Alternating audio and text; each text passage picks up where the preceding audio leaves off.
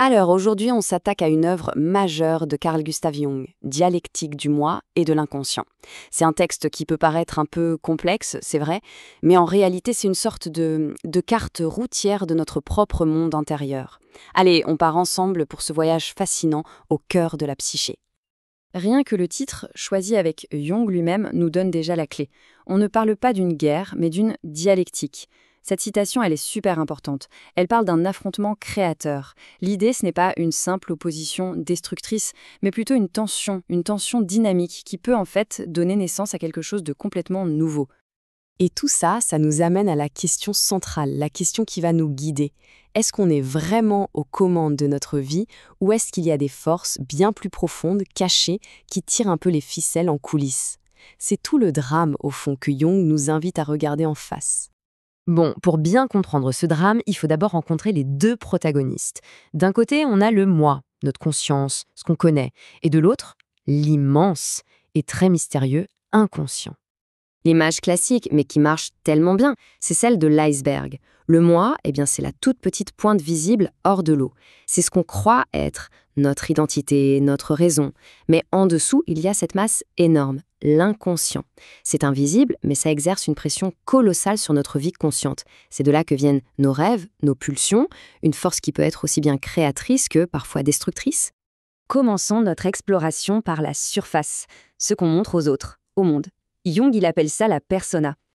La persona, en fait, c'est notre masque social.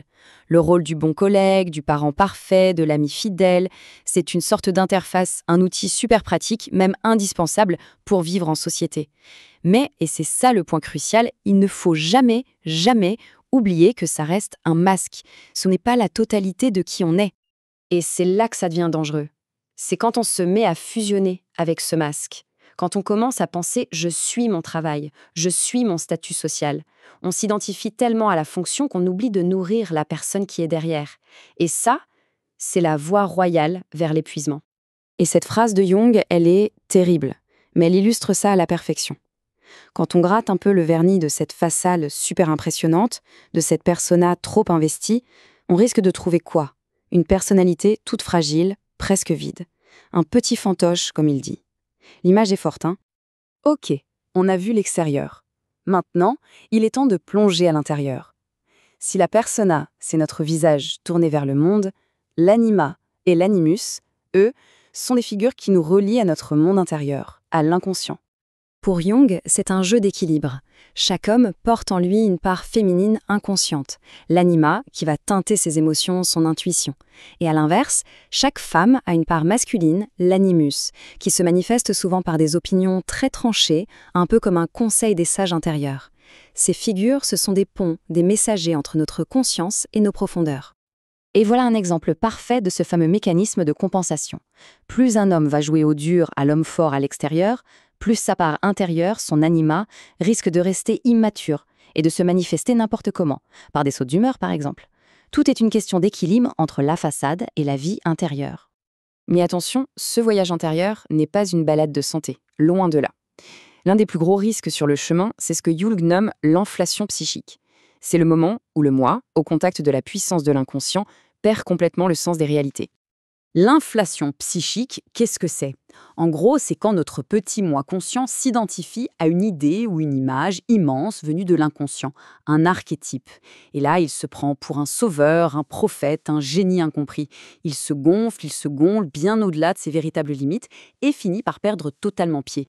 Jung, pour décrire ça, il utilise cette métaphore géniale, tirée de la fable de La Fontaine. C'est l'image parfaite de l'inflation.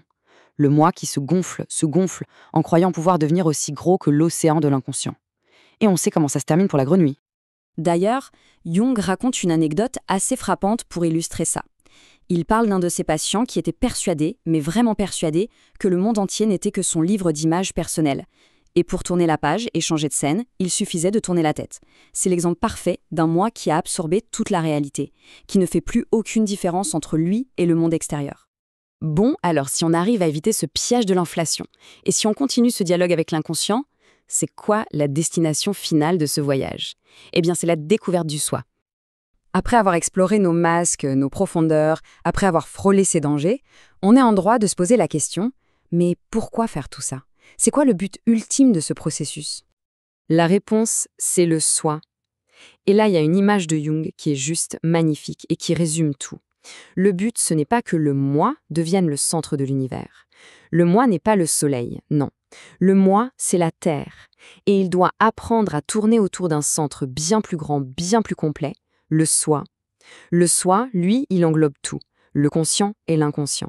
C'est le vrai centre de gravité de la personnalité. Finalement, le fameux trésor qu'on trouve au bout du chemin, ce n'est pas une victoire du moi sur ses démons intérieurs ou je ne sais quoi, non, c'est l'intégration.